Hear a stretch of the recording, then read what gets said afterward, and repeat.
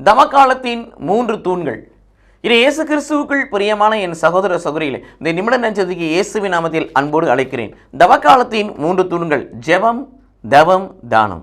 தவக்காலத்தில் நாம் செய்யக்கூடிய 3 வகையான உன்னதமான படிப்பினைகள், கடைப்பிடிக்க வேண்டிய முறைகள் என்று சொன்னால் ஜெபமும், தவமும், தானமும். நம்மை பாவ வாழ்க்கையிலிருந்து எழும்ப செய்கிறது, பாவத்தை அறிக்கை செய்ய வைக்கிறது, பாவ மன்னிப்பின் நிச்சயத்தை பெற செய்கிறது, மறுபடியும் பாவத்தை விழாதபடி ஆண்டவருடைய இரக்கத்தினால் காக்கிறது.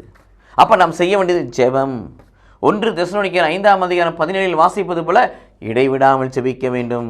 மார்க் 9:29 வாசிப்பது போல அங்கே சொல்லுகிறார், நோன்போடு கூடிய ஜெபத்தை ஏறெடுக்க வேண்டும். எபேசியர் 6:18 வாசிப்பது போல பிரியமான தேவ ஆவியால் ஏவப்பட்டு எந்த வேளையிலும் ஜெபிக்க வேண்டும், அதிகாலமே ஜெபிக்க வேண்டும். 2வது பிரியமான தவம். தவம் என்பது காத்திருப்பது. ஆண்டவர் கொடுக்கக்கூடிய ஒரு காரியத்தை பெற்றுக்கொள்வதற்காக அவர் கொடுக்கும் வரையை காத்திருப்பது, நம்பிக்கையோடு காத்திருப்பது, அவரை அருளை பெற்றுக்கொள்ள, அவரை ஆற்றலை பெற்றுக்கொள்ள, அவருடைய ஆசிரியை பெற்றுக்கொள்ள நீங்கள் நானும் காத்திருக்க வேண்டும். அதுதான் தவம்.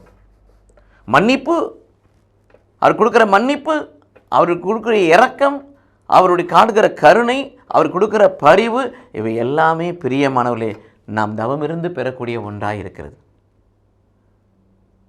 இது இயேசு கிறிஸ்துவுக்குள் பிரியமானவர்களே, இத்தகைய காரியங்களை பெற்றுக்கொள்ள 1 பேதுரு 5:6 வாசிப்பது போல ஏற்ற காலத்தில் அவர் உங்களை உயர்த்தும்படி அல்லது அவர் உங்களை மன்னிக்கும்படி அப்படியே எடுத்துக்கொள்ளலாம். அவர் மன்னிக்கும்படி, அவர் உங்களை மறுவாங்கும்படி நீங்களுடைய பலத்த கரங்களுக்குள் உங்களை தாழ்மையாக ஒப்புக் கொடுங்கள், காத்திருங்கள். காத்திருக்கின்ற பொழுது பிரியமான பாவத்து நிமித்தம் எதையெல்லாம் எழுந்தமோ அதையெல்லாம் மறுபடி ஆண்டவர் கொடுப்பார். அடுத்தது தானம். 3வது பண்பு தானம். தர்மம் செய்ய வேண்டும். உதவி செய்வது, நன்மை செய்வது, தியாகம் செய்வது, பகிர்ந்து வாழ்வது, இவை எல்லாம் தானமாக இருக்கிறது. ஏனென்றால் தர்மம் பாவத்தை தவிர்க்கும் என்று சொல்கிறது. தர்ம செயல்கள் நன்றி பலியாகும் என்று சொல்லி நாம் சீராக்கில் வாசிக்கிறோம் பிரியமானவர்களே.